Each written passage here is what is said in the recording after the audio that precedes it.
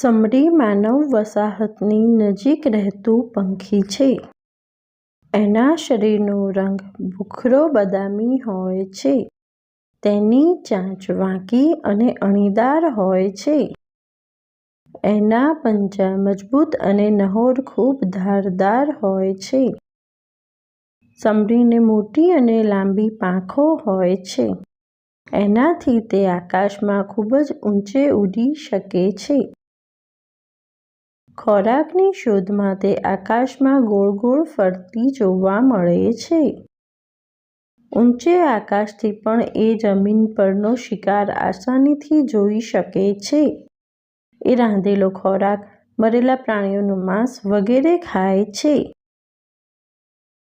સમરીની આંખો માણસની આંખો કરતાં લગભગ 5 ગણી વધારે તેજ હોય છે.